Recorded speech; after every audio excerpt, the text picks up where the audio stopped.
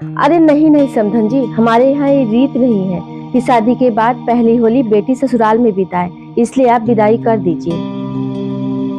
हाँ ठीक है, मैं अभी अपने बेटे को भेजती हूँ। हाँ प्रणाम। क्या हुआ मम्मी जी, दीदी आ रही है? हाँ आ रही है मेरी बेटी।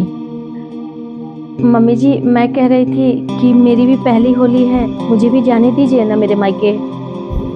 नहीं बहू, तुझे मायके नहीं जाना है। मम्मी जी अभी तो आप बोल रही थी कि शादी के पहली होली पर ससुराल में नहीं रहना चाहिए, इसीलिए दीदी को बुला रही हैं। तो मुझे भी जाने दीजिए ना, मेरे मायके में भी ये रिवाज है और यहाँ भी रिवाज है, तो 2-4 दिन के लिए ही सही जाने दीजिए मम्मी जी।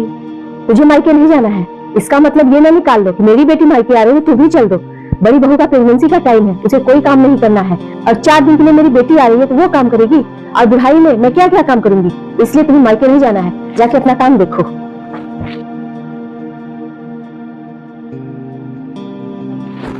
4 दिन आए हुआ नहीं, मुंह जुबान चपक चपक करने लगे।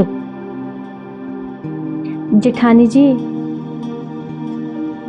हाँ छोटी, आओ बैठो।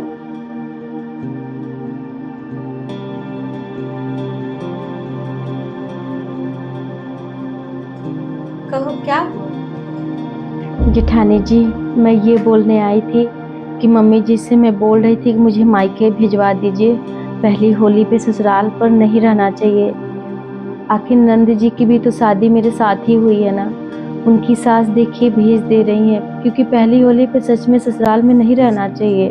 लेकिन मम्मी जी समझने को तैयार नहीं है, बोल रही हैं कि आप पेट से हैं और होली पे बहुत सारे काम होते हैं, कौन करेगा, तुम्हें जाने की जरूरत नहीं है।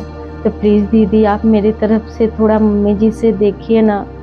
नाना बाबा, मम्मी जी से मेरी हिम्मत नहीं है बात करने की, और जाने दो ना, यहाँ सब कोई तो है, नंद जी भी आ जाएंगी, हम हैं, मम्मी जी हैं, देवर जी हैं, सब लोग मिल के होली खेलेंगे।